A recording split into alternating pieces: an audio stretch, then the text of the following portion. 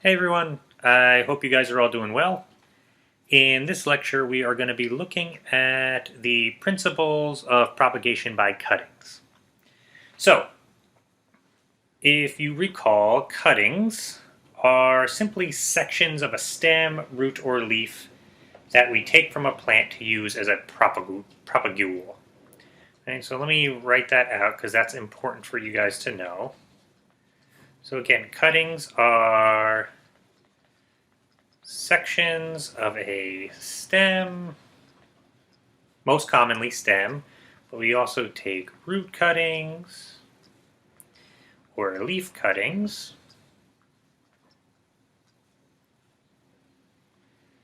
And so these are sections of stem, root, or leaf that we use as propagules.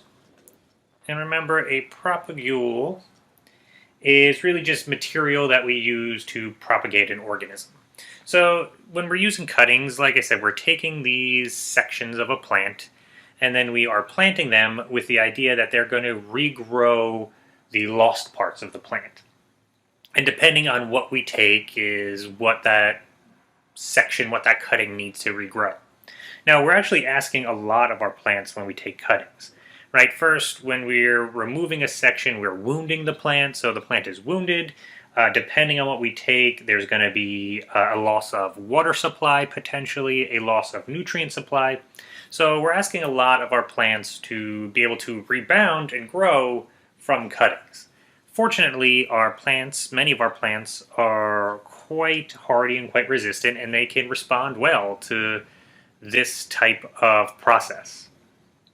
So cutting propagation is one of the most important means of clonal reproduction. And again, when we're talking about vegetative propagation, we're talking about clones, right? Clonal propagation. And cutting is one of the most important. And a lot of our woody species, our woody ornamental shrubs, our trees, fruit and nut species, are propagated through cuttings. Now, as I mentioned, what we're asking of our cuttings is for them to regrow the lost parts.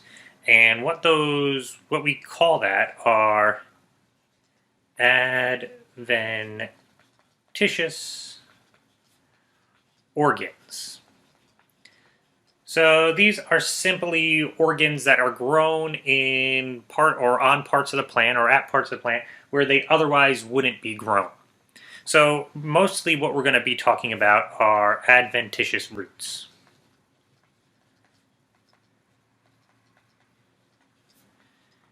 So our adventitious roots, again, are roots that are grown on a plant in places besides where they normally would be grown. So they normally are going to be grown in the root system, right?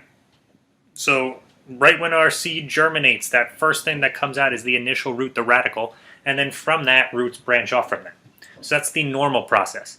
But anywhere where those roots develop that aren't from that main root system, we call adventitious roots. And when we take our stem cuttings, this is what our plants need to regrow because once they're just a cutting of a stem, they don't have any natural root system. So they need to regrow or they need to grow a root system.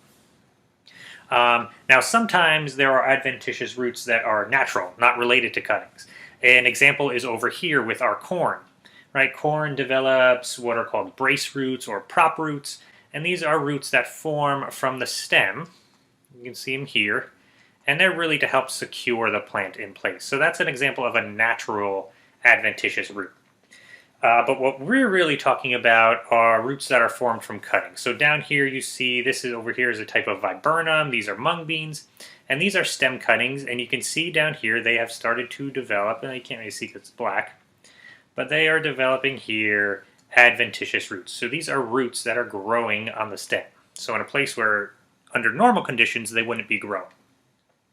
So what we're going to start with is how do these adventitious roots form?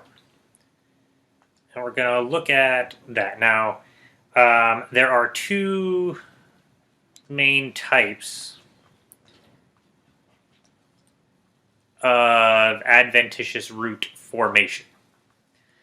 Now, sometimes our adventitious roots can form from what are called latent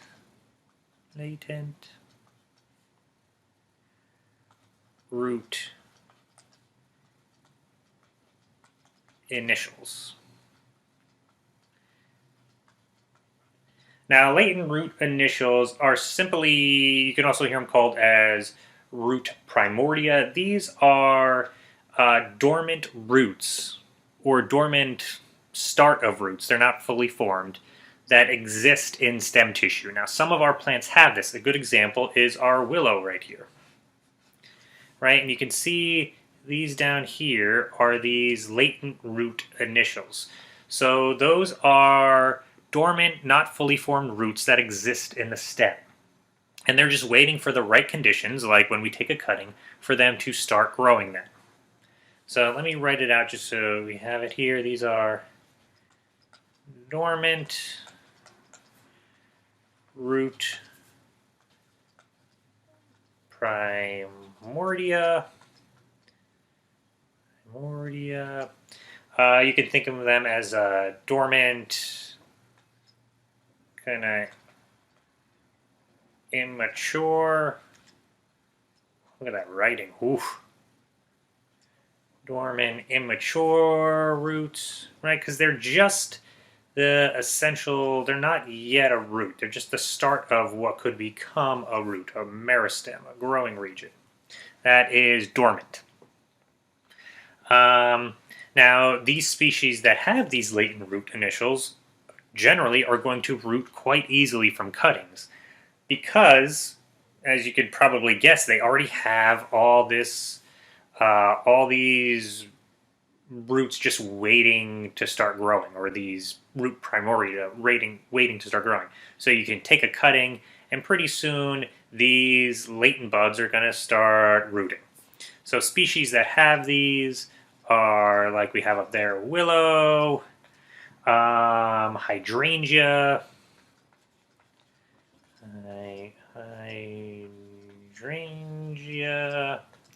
coleus. What else has these? Oh, poplar have latent root initials.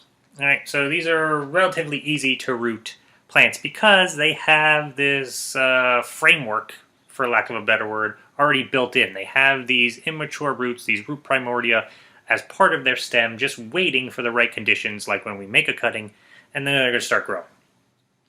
So that's one type, latent root initials. And then the other type are wound-induced roots. So in this situation, our wound, and I think it's hyphenated actually. So our wound-induced roots, the roots that form here form what we refer to as how do I spell this? De novo? Oh, that's why I'm confused, because it's not a V.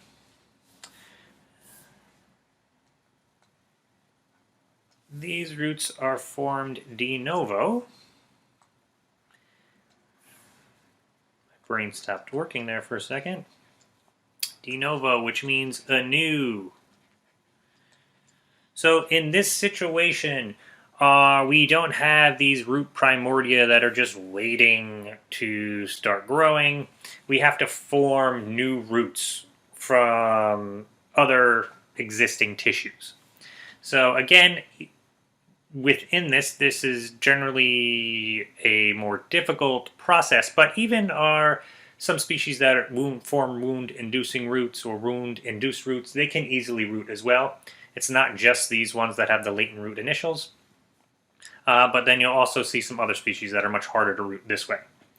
So, again, they're formed de novo, and to just clarify it more, these roots develop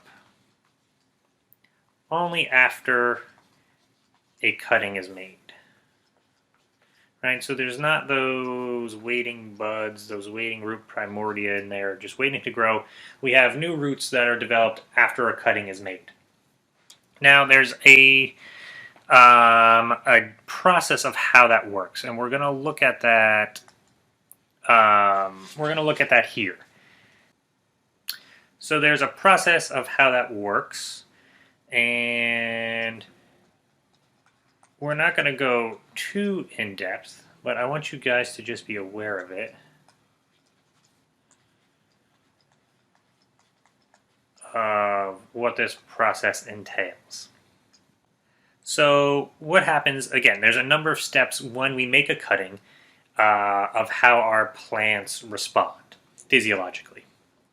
So first off, our outer injured cells are going to die. So outer injured cells die. Right, so we make a cutting, all those cells on the outside are going to die. That wound gets sealed with suberin, which is a waxy, watertight substance. Wound sealed, and that's going to prevent water loss. I don't know what I did there. I hit a button. Now I don't know how to stop that. Maybe that did it.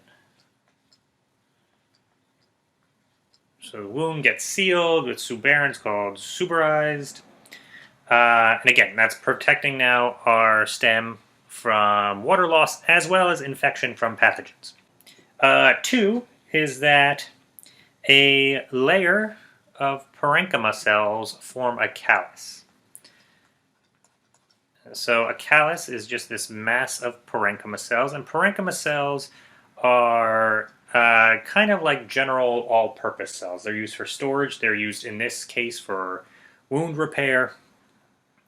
They are different from meristematic cells in that they are considered permanent tissues. We don't have to get too into that, but just know that a callus forms, and that is made up of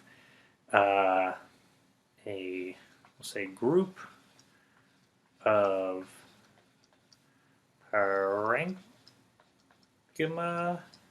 cells, or better than group, or group of parenchyma cells, or you can also refer to it as a mass of parenchyma cells. So that's step 2. In step 3, our parenchyma cells, or our cells near vascular tissue, begin to de-differentiate. So what that means, differentiate means when these cells are forming, they differentiate into various tissues. So they're going to have various purposes. Like our vascular tissue is responsible for forming the xylem and the phloem, and that's going to transport either water or transport sugars. Our parenchyma cells can form as storage cells, etc. So that's when these cells are initially forming, they're differentiating. When they de-differentiate, they are kind of reverting back to not having a task. So instead of having these cells that have this specific task, they kind of go back to, think of it almost like stem cells in humans. They revert back to almost this like primordial initial form, and then they can again differentiate now into forming roots. So that's the idea. So this is really important, this oh man, I am bad with spelling. Differentiate. Alright, so our either our parenchyma cells, our cells near the vascular tissues, are going to de-differentiate and then turn into root primordia. And why I say it could be a number of different tissues is, as you can see down here, any number of these different types of tissues can form into roots, right? So you can have root tissue that forms from the pith. You can have it form from tissue surrounding a resin duct. It can form from the basal part of the wound, so the bottom part of the wound. It can form from vascular tissue right here, from peripheral wound tissue. So roots can form with our wound-induced roots, depending on the plant. They can form from all sorts of different tissues. And we're going to have as you'll see later, there's a term for that I'll talk about in a second. So that's step 3. Our cells de-differentiate, and then they start forming these root primordia. And then you can kind of guess where we're going to go from here. Our root primordia begin to elongate. Right, now we're growing roots. And as they're elongating, they're going to turn into fully functioning roots, which have a meristem, a growing point at the tip, and actually with our roots, they have a root cap at the tip that prevents the growing root. And then lastly, I'm going to say elongate and mature into root meristem. And our meristem is a growing point. That's the growing point of our root. And then lastly, our roots are going to elongate. Okay, so those are the steps of wound-induced roots. Not too complicated when you're looking at it from like a general big picture, right? It makes sense. Your outer cells of the wound are going to die. It's going to initially we're going to make it waterproof with that suberin, so there's going to reduce water loss. No pathogens can get in. Plants are going to form a callus, which is really just a group of these parenchyma cells. From that callus, different cells can start de-differentiating and then differentiate back into root primordia. Those root primordia mature into full-on root meristems, and then our roots begin to elongate. So not too hard. One thing that I want to note is the difference between direct versus indirect rooting.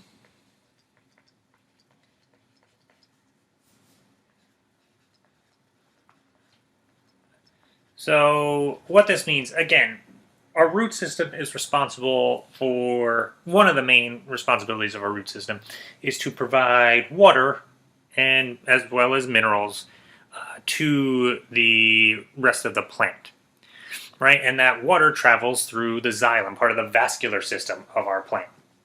So with direct rooting, the new adventitious roots that form are forming from vascular tissue. So you see up here with this kind of cross section, these kind of dark areas here are regions of our vascular tissue, and the new roots are going to form directly from that vascular tissue. So that kind of makes it easy. We already have a nice connection between these new roots that are forming and the remaining vascular system of the plant. So should be able to transport water relatively quickly. So that's direct rooting.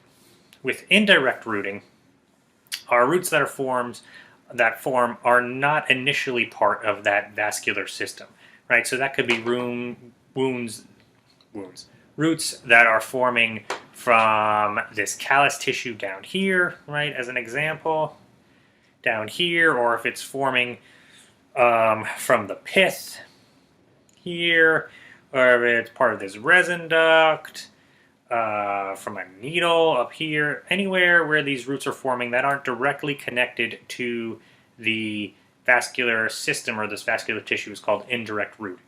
All right, just too important to be aware of different ways of root formation. Okay, so that is adventitious root formation, a general overview. Again, not too complicated. What we're going to look at now is, and that is that adventitious root formation, that's the formation of roots when we're talking about stem cuttings. As well as we'll see here with leaf cuttings, and then even with root cuttings, they often have to form new adventitious roots as well. So We're not going to go too in-depth with the remainder. That's the most in-depth we're getting with any of this, so don't worry. So what we're going to look at now are leaf cuttings.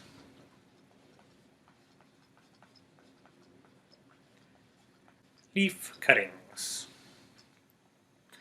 Now, with our leaf cuttings, again here, we're asking a lot of our plants because not only do our leaf cuttings need to form new roots, but they also need to form new shoots or a new shoot system. Right? So we're asking a lot. Now, with our leaf cuttings, again, we have different types of plants. So some of our plants have preformed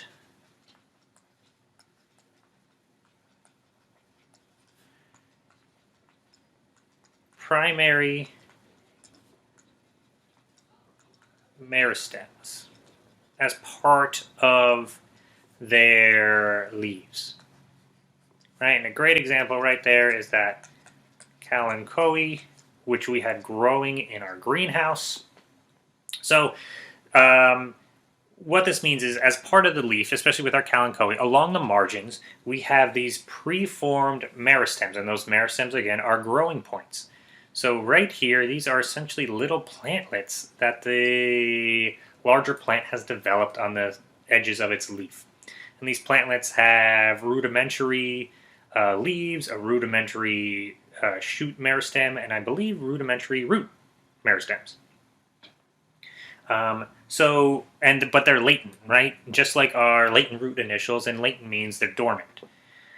What happens is if these plantlets land, plantlets we'll call them, if they land on the ground, if this leaf lands on the ground, these will begin to start growing roots and the shoot system, and we'll have a whole new plant. So in cases like that, it's really easy to propagate with these leaf cuttings because they're built into the plant itself. All right, so that's really, really easy. But just like with our formation of our roots, we have, and our kind of latent roots there that were part of the stem, we have our latent preformed meristems, a part of our shoot system. If we don't have that, we'll need to develop wound induced secondary meristems.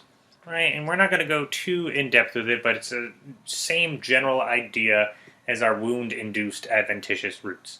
Right, the leaf itself does not have these preformed shoot meristems. It needs to form them after it is wounded. And this is more common. Right? This is the more common type of formation of a new shoot.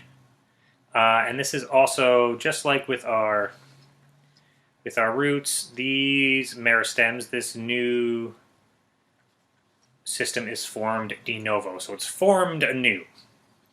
Now, a number of our plants can do this. One that I'm actually going to show you in lab is this snake plant right here that we were growing. And this is an example of what you can do with a leaf cutting. So here's the original leaf cutting. It forms new adventitious roots, and then it forms a new shoot system. And it's important to note that the shoot system develops not sprouting from that original leaf. Right? So here's our cutting right here. You can see that we have new shoots that kind of sprout off. It doesn't start growing from the top. Okay, again, pretty simple. We're not going to go into the physiology of how these secondary meristems form because we don't really need to know that. All right, so those are leaf cuttings. Other types of cuttings that we have are root cuttings.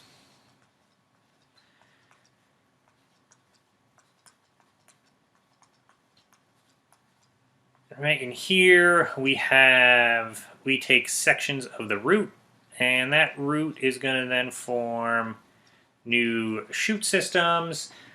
Sometimes it'll form it'll have to form new adventitious roots as well, right? And what happens is usually it forms an adventitious shoot first, and then second it forms adventitious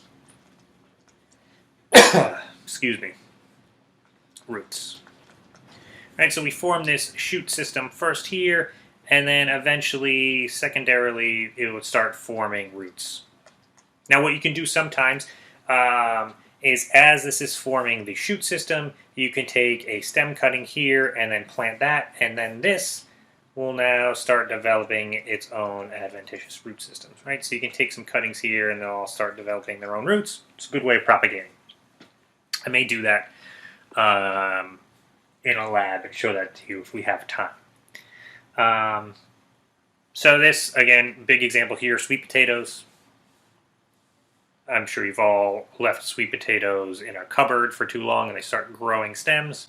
You can take those stems, plant them, start propagating.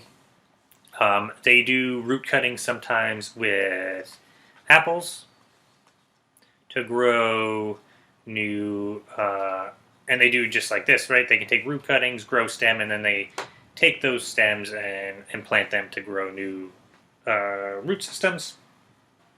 And then the last thing that I want you guys to be aware of for this lecture is polarity.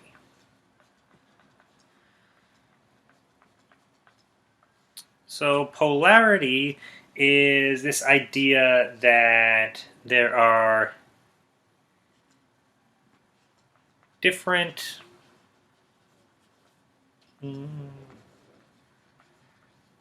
properties at different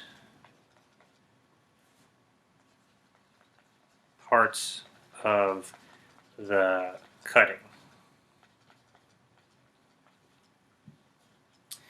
And really, it's really quite neat. So if you take, say we have our plant here, our tree, and it's got yada yada yada, and it has branches that are coming off. Lovely drawing. And then we got roots coming down here. What this essentially is showing that is if we took a cutting here and here, this distal end, so distal's farther away, this distal end is going to develop differently than this end of our cutting. So say we take our cutting here, you know what, let me do it in colors. So say this end is green, that's going to signify our distal end, and this end is red, that's the proximal end right there. So if we have a cutting, that's red and green. This green end, the distal end, will develop differently than the red end. And essentially, the roots are going to form at this red end. And that's going to form no matter which way you plant this in the ground. So we come over here, so our roots are going to form. And that's essentially what you're seeing in this image right here. So even if you planted it red end up, green end like that, right? And we got to plant it in a planter. Even if you plant it like this, our roots are still going to form from this distal end. And we refer to that as polarity, and that's what you're seeing right here. Or, sorry, from the proximal end, our roots are going to form, right? This end, proximal. Distal is the furthest away. And that's what you're seeing right there. And this has to do with the flow of auxin hormone, most likely. In the next lecture, we're going to talk about, we'll talk a little bit about auxin when we talk about techniques of cuttings.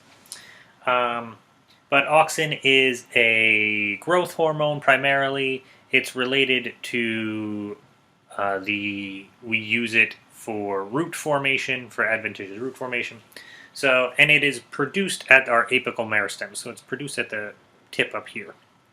So as this, when we have our stem is cut, we have auxin that flows down, and that's going to initiate the formation of these adventitious roots, even if we turn this thing upside down. So that's polarity. Okay, I think that is good for now. That's the principles of propagation by cuttings. In our next lecture, we're going to look at some techniques of cuttings, and then we'll talk a little bit about some environmental factors that we need to consider when we're doing cutting propagation. Okay, hope you guys have a good rest of the day. I will talk to you later.